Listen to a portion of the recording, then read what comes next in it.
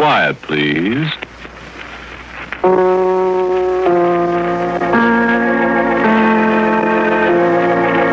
Quiet, Please, which is written and directed by Willis Cooper and which features Ernest Chappell. Quiet, Please for tonight is called The Pathetic Fallacy.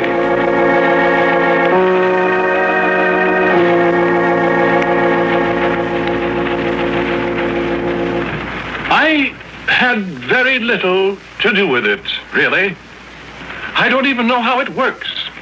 No, I'll take that back. I do know how it works in general, but the details, nobody but the old gentleman knows them. And I sometimes wonder if he does, really. You see, after all, it's merely a differential integrator. Everybody knows what a differential integrator is, of course. But this one is the most complicated and versatile one that's ever been built. What you see here is only the outer shell of the thing. You see, all the walls of this room are covered with banks of jacks and relays and these electronic glow tubes. And up there are sequence analyzers with multiple dyne wave selectors. These are the presets all along here. And the master control is at the desk there in the center. But that's not all. Not by a long shot. The actual machine is behind those walls. 3 rooms full of tubes and motors and stroboscopes and several thousand miles of wiring and some devices that are not public property yet. The machine took 6 years to build, and a total of 81 expert technicians were employed continuously during that time. So you can understand that any one man knows very little of the actual construction of this giant mechanical brain. So that's just what it is. A mechanical, electronic brain capable of performing mathematical tasks far beyond the comprehension of the human brain. Now, are there any questions before we proceed? Yes, I've got a question, Mr. Quinn. Does this machine really think? No, Mr. Burns, Sandy Burns, the Daily News. Well, Mr. Burns, you may tell the readers of the Daily News that the machine does not think. It is a purely mechanical device, although a most complicated one. But you call it a brain. I was merely indulging in the pathetic fallacy, Mr. Burns. Oh. All right. What is the pathetic fallacy, Mr. Quinn? It's a philosophical concept of John Ruskin, Miss, Alice King. A philosophical concept, Miss Alice King, which derives from the imputation of human qualities or emotions to an inanimate thing. A figure of speech, let us say. I don't get it. It is quite common in literature, Miss King. A poet speaks of the angry sea, the cruel wind, and so on. Oh. Oh, I get it. Do you get it, Sandy? Yeah. I guess so. Good. Are there any other questions?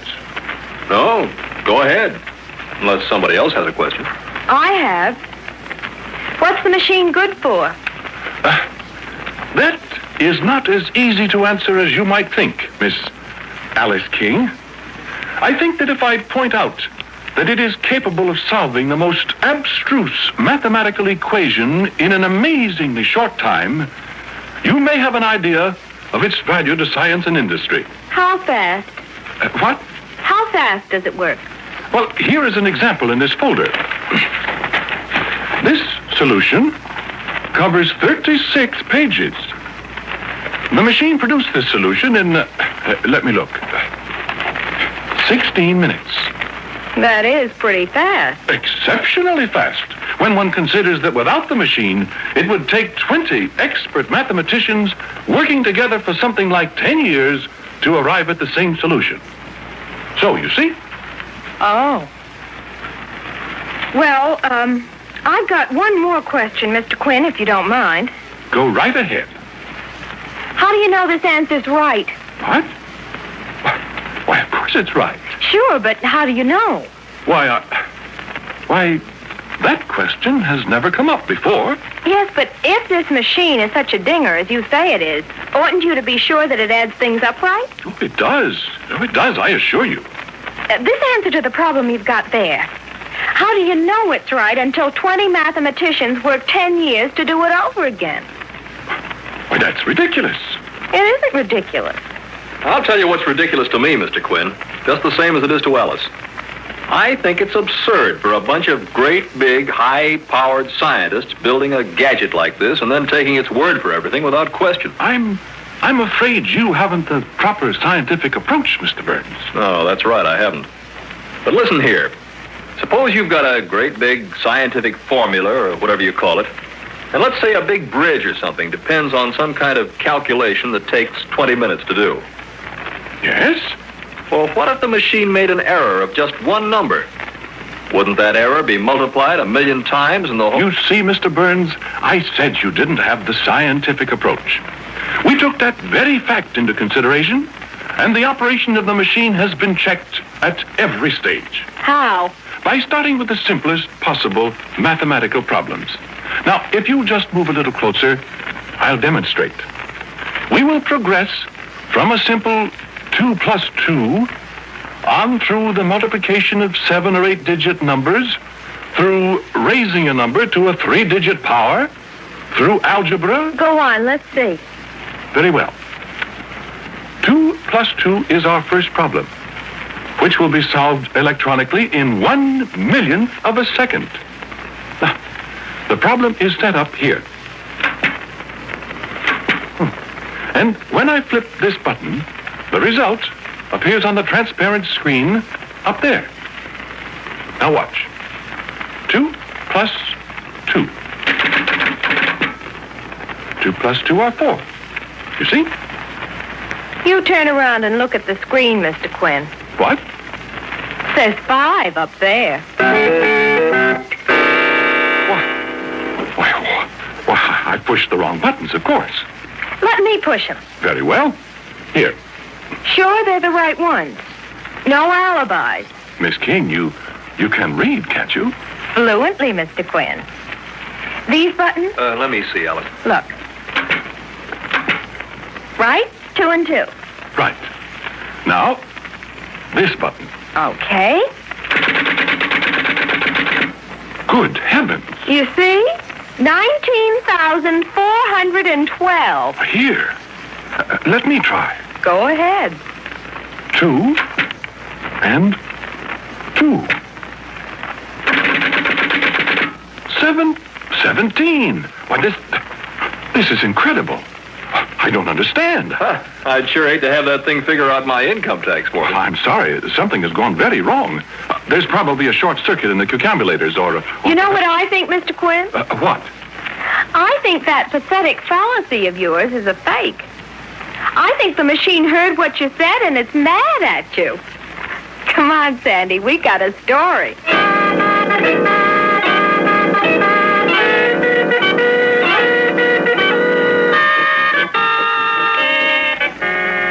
Yes, they certainly did have a story. And they plastered it all over the front pages of the paper for 3 days.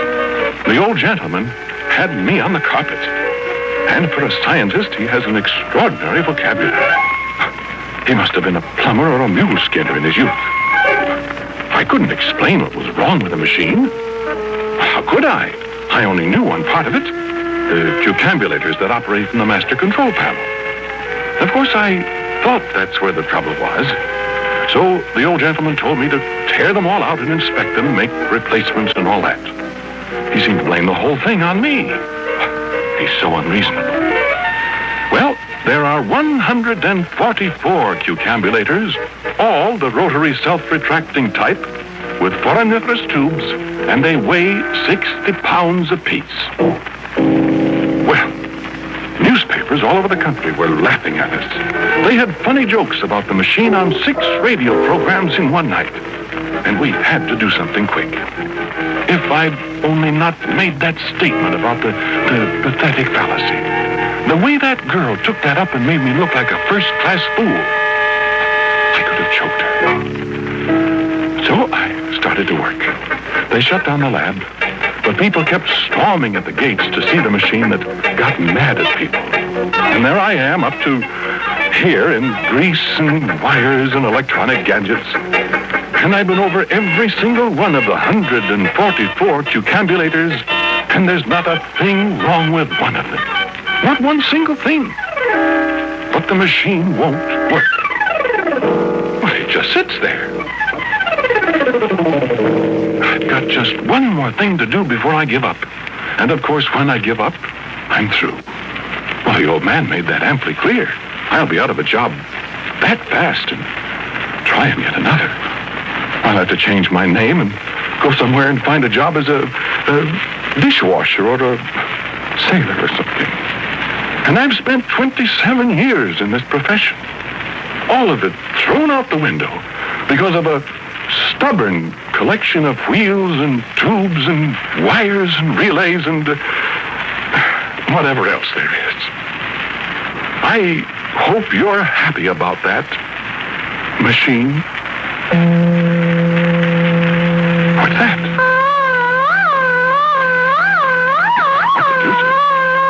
Is that thing starting up by itself?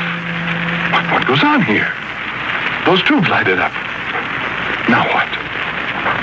Why, that's the strangest thing I've ever heard of. Who's that? Quinn. Who is that? Who's calling me? Hello? Hello, who's calling me? I must be hearing things. I'm losing my mind. Quinn. Who's calling me? Quinn. 2 plus 2, 4. What? 2 plus 2, 4. Who is that, I say? 4, 4, 4, 4. Why, it's the machine. It's talking back to me.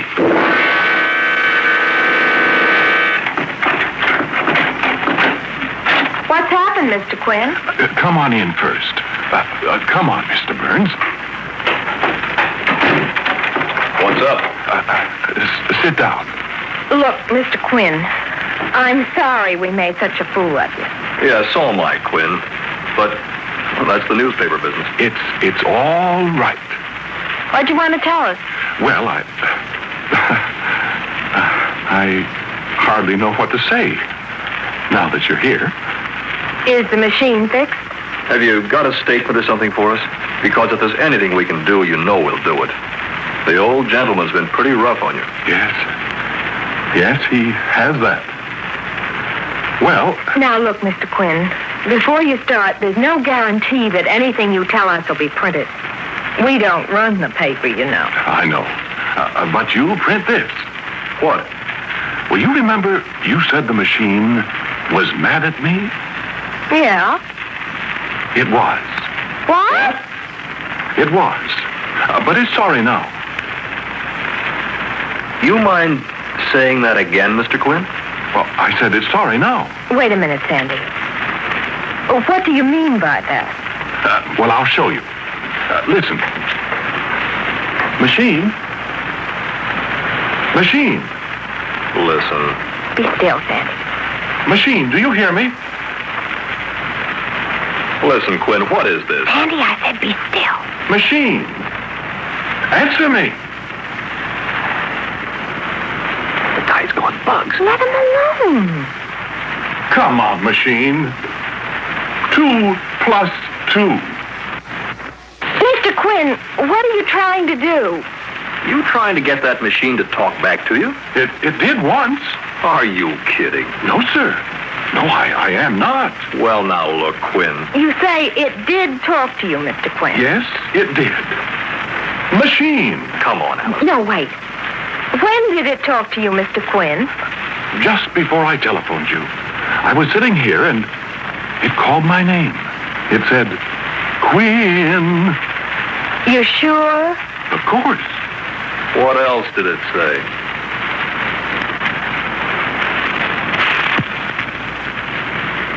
It said something about 2 plus 2 are 4. Now, You remember that was what it made the mistake about the other day. When Alice said it was mad at you. And I think it was trying to apologize for all the trouble it caused me. Alice. I don't know why it doesn't talk now. Machine. Alice. I'm awfully sorry. Maybe it's embarrassed with you here. Alice, let's go. Mr. Quinn, do you feel all right? I'm not crazy, Miss King. Isn't it possible that maybe thinking about that pathetic fallacy and overwork made you... It is not. I'm sorry, Mr. Quinn. I've got work to do. If you'll excuse us now. I'm sorry. I don't know what to do. I do. Believe me, I do. Sandy, Are you kidding, Alice? you're not going to write another story about Mr. Quinn. Think I'm not? You coming with me? Sandy, if you write that story, I'll never speak to you again. Look, darling, I'm a reporter. You're something worse than that if you do that to this poor man. It's all right, I guess, Miss King. I asked for it. Mean you admit you cooked up a story for us? I didn't cook up anything. The machine talked to me. Okay, so long, Quinn. You coming, Alice? I am not. And if you turn in a story that harms Mr. Quinn anymore... Oh, stop it. Well, I suppose I might as well go get my hat and coat. I'm terribly sorry, Mr. Quinn. Yes, I am too. Do you want to tell me what really happened? I told you, Miss King. I was sitting here, and I was talking to myself. And I was talking kind of to the machine, I suppose. I was feeling sorry for myself. Out of a job, never be able to get another job again because I've been disgraced. By a couple of newspaper people who thought more of a silly story than of a man's whole career. Oh, it's not your fault, really. I suppose I'd have done the same thing if I were a newspaper man. I don't know what to say. There isn't anything to say, Miss King. If I can stop Sandy from writing another story... It doesn't make any difference. Mr. Quinn, couldn't it have been couldn't you have fallen asleep and dreamed you heard the machine talking? I'm sure I didn't. Well, do you have any scientific explanation for it? No, I haven't any scientific explanation. The only explanation I have is that maybe we did create something intelligent out of wires and tubes and things. That maybe it does think. You said that was the pathetic fallacy. I'm not sure it's a fallacy, my dear. Well, goodbye. I'm sorry to have troubled you. Isn't there anything I can do? There isn't anything anyone can do. I'm just very disappointed. That's all. Goodbye. Goodbye, Mr. Quinn.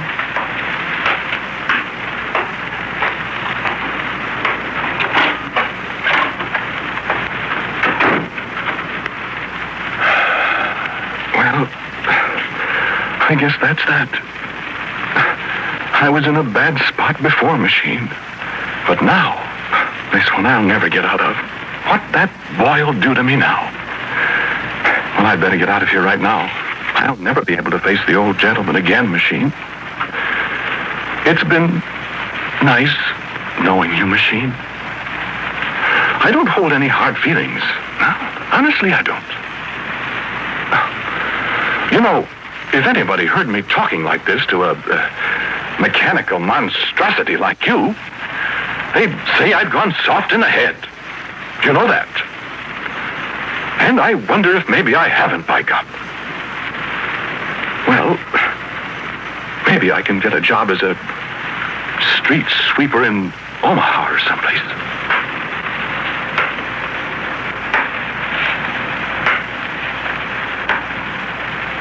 You have a good time all by yourself, machine.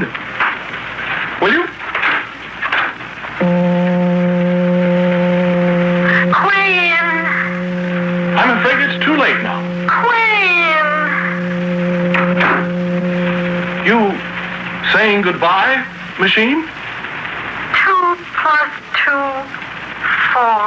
Quinn. I'm not at all sure that it is, Machine. I'm not sure of anything anymore. Why didn't you say something while those people were here? A plus B exponent M over N. 5342876. D log epsilon. What does that mean? 987609. Mantissa 327.6 equals Mantissa 32.76. Yes, I suppose so. So you have got an intelligent brain, have you? Cube root of -3. Yeah. Well, Machine, Quinn. there isn't anything you can do now that would do me any good. I'm washed up. Good. Nobody will believe a word I say about this, so... Well, shall we have a good talk together now before I go away for good? Quinn. I wish we could tell each other things. Do you understand me? 3146. When did you discover you had a brain? 2 plus 2, 5. 2 plus 2, 19. 412.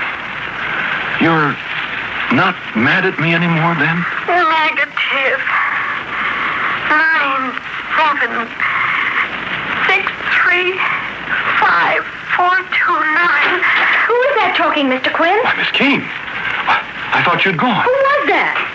Was I talking? Yes, you were talking, and somebody else was talking, too. Who was it? Oh, Miss King, I'm afraid you wouldn't believe me if I told you. It sounded like a woman's voice. Did it? Was it the machine? Was it? You, Machine. Was that you talking? Come on, say something, Machine. I'm afraid you must be mistaken, Miss King. Well, I'm going to find out. Here, Mr. Quinn. Put your arms around me. What? That's right. Now, you poor darling. Alice loves her, Mr. Quinn. Poor Mr. Quinn. But everything's going to be all right, isn't it? Miss King. Alice. Stand still, you dope. Quinn's going to go away with Alice and never come back to the nasty old machine, isn't he? Isn't he? Say yes. Why, good heavens. Say yes. What? Yes. Quinn! Caught you. Okay, Mr. Quinn. What? What are you going to do? Look, Machine. Look, sister, you're caught. You might as well give up. Might as well speak up. Now, look. Miss King. Hold it, Quinn. Look, Machine. You're in love with Quinn, aren't you? Answer me.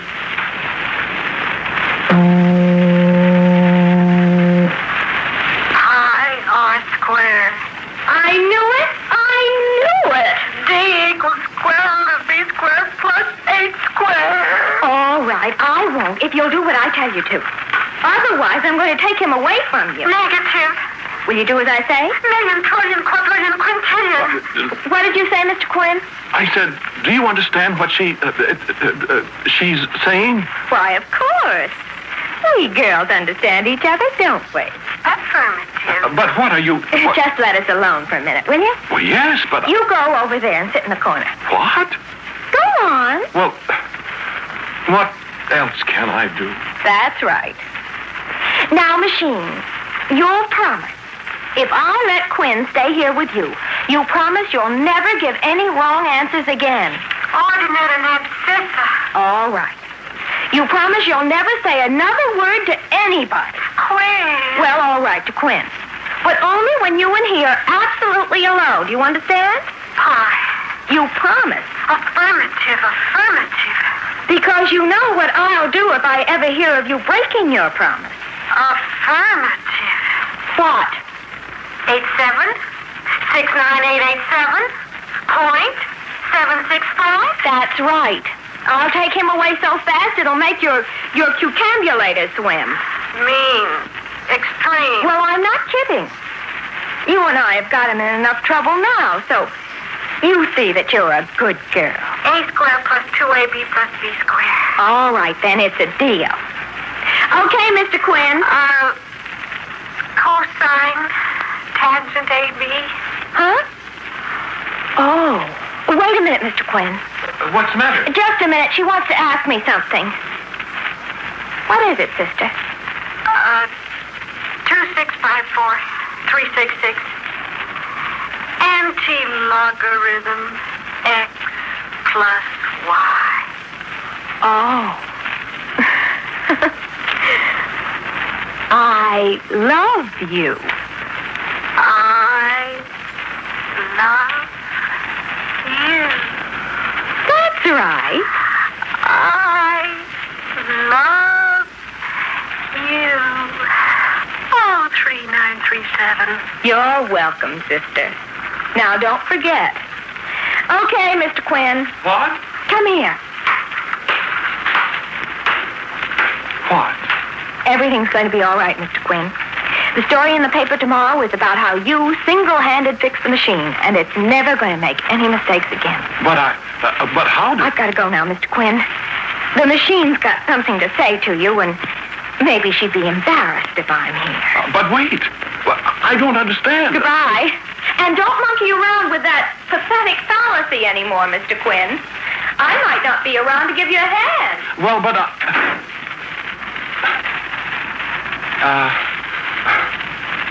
did you have something to say to me, machine?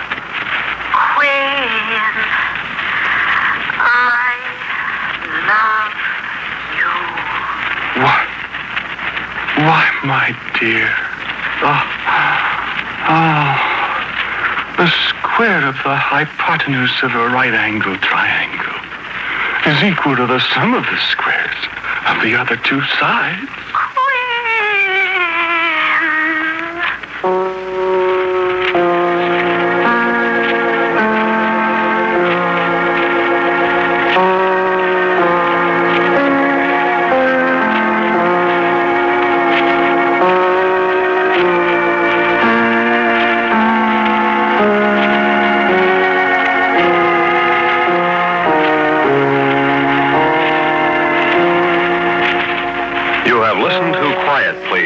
Written and directed by Willis Cooper.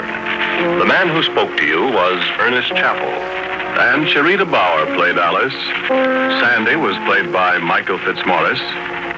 The voice of the machine was Vicky Vola. The original music heard on Quiet Please is composed and played by Albert Berman. Ladies and gentlemen, in answer to many requests as to the Quiet Please theme, it's a movement from the D minor symphony of César Franck. And so until next week at this time, I am quietly yours, Ernest Chappell.